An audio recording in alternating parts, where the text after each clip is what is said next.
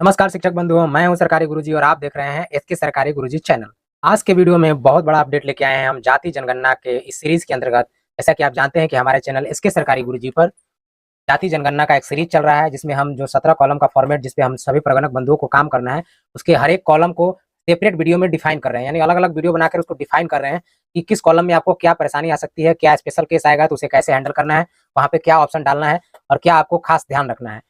तरीके से हमारा लगातार सीरीज आ रहा है। इसी सीरीज के क्रम में आज हम लोग बात करेंगे ऑप्शन संख्या 10 के बारे में। 10 में जो कार्यकलाप है, यानी जो काम करता है सदस्य, जो जीविका का साधन अपनाता है, उसके बारे में डिटेल्स विवरणी भरनी है। तो यह वीडियो थोड़ा सा लंबा हो सकता है क्योंकि इस पे ज़्यादा अपडेट आपको समझने की जरूरत है।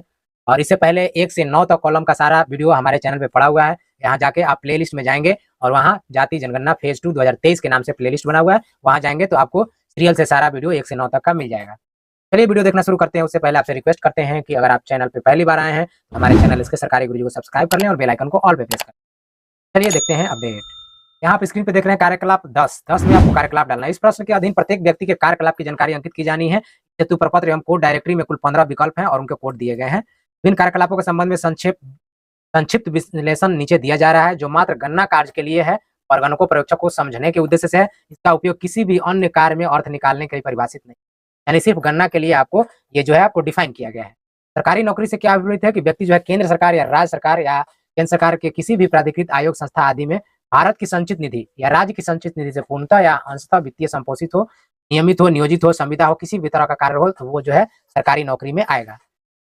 संगठित क्षेत्र में कौन सा आएगा? प्राइवेट नौकरी से विपरीत है कि किसी भी कल कारखाना संस्थान दुकान प्रतिष्ठान में काम करने वाला व्यक्ति इनका कर्मचारी राज्य बीमा यानी ईएसआई कार्ड और पीएफ ईपीएफ कटता हो, वो आ जाएंगे प्राइवेट नौकरी संगठित क्षेत्र में। विभिन्न सरकारी संस्थानों में आउटसोर्सिंग के माध्यम से कार्यरत कर्मी, data entry operator, IT boy, कर्ल कार्यपालय सहायक, इस तरीके के जो अधीन है, वो अगर भविष्य निधि उनका कटता है, पीएफ कटता है और ईएसआई से आच्छादित है तो वो भी इसी कैटेगरी में आ जाएंगे। अगला है असंगठित क्षेत्र में प्राइवेट नौकरी की श्रेणी के अधीन वैसे व्यक्ति माने जाएंगे जो किसी कल कारखाना दुकान प्रतिष्ठान कार्य क्षेत्र आदि में काम करते हो और उनका भविष्य निधि अथवा ईएसआईसी उनको नहीं मिलता हो, यानी उनका पीएफ नहीं कटता हो, वो असंगठित क्षेत्र में आ जाएंगे। ऐसे व्यक्ति सामान्यतः छोटे मोटे कल कारखानों, दुकान, गैराज, प्रतिष्ठान आदि में काम करते हैं। घरेलू कामगारों को भी इस कोटि में ही रखा जाएगा। असंगठित क्षेत्र के अधीन वैसे भी उद्यम सम्मिलित होंगे जो स्वरोजगारी व्यक्तियों या व्यक्तियों के समूह द्वारा, यानी कोई स्वरोजगार का उद्यम है उसमें जो लोग काम कर रहे हैं वो भी इसी में असंगठित क्षेत्र में ही आ जाएगा। अब स्वरोजगार अगला जो श्रेणी है उसमें क्या होगा? वैसे व्यक्ति को रखा जाएगा जिन्हें किसी द्वारा नियोजित नहीं किया गया है तथा वह स्वतंत्र रूप से अपना रोजगार करते हैं और कार्यकलाप करते हैं, जो असंगठित क्षेत्र के व्यवसाय में कार्यरत हों। इस क्षेत्र के अधीन स्वतंत्र रूप से कार्य करने वाले सभी दुकानदार, प्रतिष्ठान, संस्थान के मालिक, सभी प्रकार के शिल्पकार आ जाएंगे, जो अपना दुकान चलाते हैं, अपना ही खुद का काम करते हैं, किसी के अंदर वो नियोजित नहीं है, तो वो जो है स्वरोजगार यानी उनका अपना रोजगार है, तो उसमें आ जाएगा। कृषक के बारे में कह रहा है, कृषक की श्रेणी में वैसे व्यक्ति को रखा जाएगा जो सक्रिय रूप से स्वयं की स्वामित्व की भूमि यानी अपनी जमीन या पट्टा या बटाईदार की भूमि पर फसल के उगाने, बागवानी, नर्सरी इत्यादि, मधुमक्खी पालन, सेरीकल्चर, वर्मी कल्चर यानी किसी तरह का खेती अपने या किसी पट्टा या बटैया जमीन पर करते हो तो वो कृषक की श्रेणी में आ जाएंगे। दूसरा इसमें कैटेगरी है खेतीहर मजदूर। इसकी श्रेणी में वैसे व्यक्ति आ जाएंगे जो उपरोक्त क्षेत्रों से संबंधित अकुशल कार्य मजदूर के रूप में कार्य करते हैं, यानी जो लोग मजदूर हैं उनका कोई खेत नहीं है, ना वो कोई बटैया का कार्य कर रहे हैं, वो जो है किसी और के खेत में जाकर के काम कर रहे हैं और अपनी मजदूरी ले रहे हैं, वो जो है खेतीहर मजदूर में आ जाएंगे।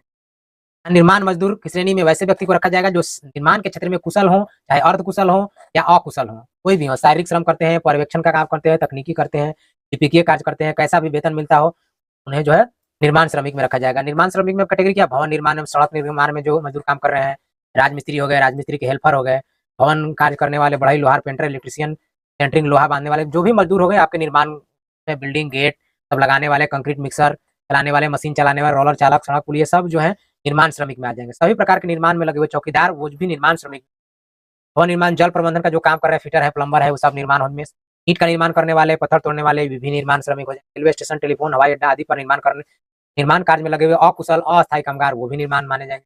मनरेगा कार्यक्रम, बागवानी और वानिकी इसको छोड़ के बाकी मनरेगा कार्यक्रम में जो लगे मजदूर हैं वो भी निर्माण में आ जाएंगे और उपरोक्त सभी क्षेत्रों में कार्य करने वाली सभी महिला कामगार भी इसी में आ जाएंगे। अन्य मजदूर की श्रेणी में वैसे व्यक्ति को रखा जाएगा जो उपरोक्त अंकित को छोड़कर वैसे सभी मजदूर जो किसी असंगठित क्षेत्र में काम करते हो, यानी असंगठित मतलब इनका गैप नहीं करता हो। मिस्त्री किसको समझा जाएगा? इसका डिफाइन किया गया कि मिस्त्री श्रेणी के अधीन वैसे व्यक्ति को रखा जाएगा जो कुशल श्रमिक हो, अर्थात वैसे श्रमिक जिनके कार्य के अनुभव के माध्यम से या किसी तकनीकी या व्यवसायिक संस्थान में प्रशिक्षु के रूप में प्रशिक्षण के माध्यम से कौशल या क्षमता। मिस्त्री जैसे हम लोग बोलचाल भाषा में मिस्त्री जी कहते हैं, तो मिस्त्री जी का मतलब क्या हुआ? उन्होंने या तो कहीं से ट्रेनिंग लिया हो और ट्रेनिंग से अपना काम सीखा हो, एक तो वो मिस्त्री हो गए, और दूसरे मिस्त्री के जो काम करते करते करते उन्हें अनुभव इतना हो गया कि वो सारा काम जान गए, तो उन्हें मिस्त्री। ये दो तरीके के मिस्त्री आप कैटेगरी में रखेंगे। इस श्रेणी के अधीन कई प्रकार के कार्य करने वाले कुशल श्रमिक आ सकते हैं, जैसे एसी का मिस्त्री हो गया, टीवी बनाने वाला, रेडियो बनाने वाला, इलेक्ट्रॉनिक उपकरण का मरम्मत करने वाला मिस्त्री, वाहन मरम्मत करने वाला, घरेलू उपकरण, मिक्सी, कुकर, गैस चूल्हा ये सब बनाने वाला मिस्त्री, ये सब जो है आपका मिस्त्री में आ जाएंगे। अब अगला कह रहा है भिखारी की श्रेणी। अगर आपको भिखारी की कैटेगरी मिलती है तो भिखारी श्रेणी के अधीन वैसे व्यक्ति आएंगे जो समाज में मांग चांग कर अपना गुजर बसर, मतलब उनका यही रोजी रोटी हो, मांगना और खाना, के अलावा उनका कोई रोजी रोटी नहीं हो, उन्हें जो है कोई उद्यम वो नहीं करते हो, कोई काम धंधा नहीं करते हो, केवल मांगना और खाना करते हो, तो वो भिखारी की श्रेणी में। कोई व्यक्ति मांगने चांगने का अतिरिक्त कोई अन्य भी उद्यम करता है मौसम और अवसर के हिसाब से, तो उसे भिखारी की श्रेणी में नहीं रखा जाएगा, बल्कि उसे कार्यकलाप की श्रेणी। आप लोग ध्यान रखेंगे कि कुछ लोग ऐसे भी होते हैं, कुछ मौसम आता है तो उसमें अपना काम धंधा करने लगते हैं, बाकी काम धंधा कम हो जाता है तो भीख मांगने का काम करने लगते हैं। तो इस तरीके से जो है आपको उसमें भीख मांगने का काम या मांगने चांगने का काम नहीं डालना है, तो आपको उसका उद्यम ही दिखाना है, चाहे वो कितने महीने भी करता हो। कचरा बीनने की श्रेणी आप जान ही रहे हैं कि जो कचरा बीन करके अपना जीविकोपार्जन करते हैं, उनको कचरा में डालना है। अन्य की श्रेणी ऐसे व्यक्ति आएंगे जो उपरोक्त कार्यकलाप के अतिरिक्त किसी अन्य साधन से जीवन यापन चलाते हैं, उसमें अन्य श्रेणी में इनको रखा जाएगा। इस अन्य श्रेणी में वैसे व्यक्ति भी आ जाएंगे जो किसी कार्यकलाप रोजगार करने के लिए इच्छुक नहीं हो और अपने लिए काम की खोज नहीं कर रहे हो, वैसे व्यक्ति जो वृद्ध हैं, बीमार हैं, कार्य करने के लिए शारीरिक या मानसिक रूप से सक्षम या तैयार नहीं हो, उन्हें भी अन्य की श्रेणी में रखा जाएगा। वैसे व्यक्ति जिन्हें किसी भी माध्यम से पेंशन या आर्थिक सहायता मिलती हो, तो उन्हें भी अन्य के ही श्रेणी में रखा जाएगा। विद्यार्थी की श्रेणी में वैसे व्यक्ति को रखा जाएगा जो किसी भी माध्यम से पूर्णकालिक, अंशकालिक, दूरस्थ शिक्षा आदि की विद्या का अर्जन कर रहा हो वर्तमान में, यानी गणना की तिथि में। यदि विद्या अर्जन के अतिरिक्त कोई अंशकालिक कार्य करता हो तो भी उन्हें विद्यार्थी की मूल श्रेणी में ही रखा जाएगा। यानी विद्या अर्जन के बाद अगर वो कोई काम कर रहा है, जैसे मान लीजिए कि कंपटीशन की तैयारी कर रहा है, किसी कोई कोचिंग कर रहा है, आप आगे कंपटीशन की तैयारी कर रहे हैं, तो उसको भी विद्यार्थी की श्रेणी में आप मान सकते हैं। गृहिणी की श्रेणी में ऐसे व्यक्ति को रखा जाएगा गृह से संबंधित कार्यों का मुख्य रूप से संपादन करते हैं, उनके द्वारा आंशिक मौसमी रूप से परिवार के अनेक सामूहिक काम श्रम किया जाता है, यानी किसी से काम में मदद किया जाता है लेकिन घर का ही काम किया जाता है, तब भी उनके मूल कार्य के आधार पर उन्हें गृहिणी माना जाएगा। यदि किसी महिला के द्वारा किसी प्रकार के नियोजन के अधीन नौकरी की जा रही है, तो उन्हें उपरोक्त में अंकित श्रेणी में गिना जाएगा। यानी अगर वो नौकरी कोई काम कर रही है जिस तरीके का जिसमें उनको वेतन मिलता हो, तो वो उनको अब गृहिणी नहीं माना जाएगा, उनका जो भी कैटेगरी है ऊपर का उसमें आपको डाला जाएगा। यदि किसी महिला के द्वारा किसी प्रकार का व्यवसाय या मजदूरी की जाती है, तो उसे भी उस श्रेणी के अधीन रखा जाएगा। इस तरीके का ऑक्यूपेशन किया जा रहा है, मजदूरी व्यवसाय किया जाता है, उसको भी गृहिणी नहीं माना जाएगा।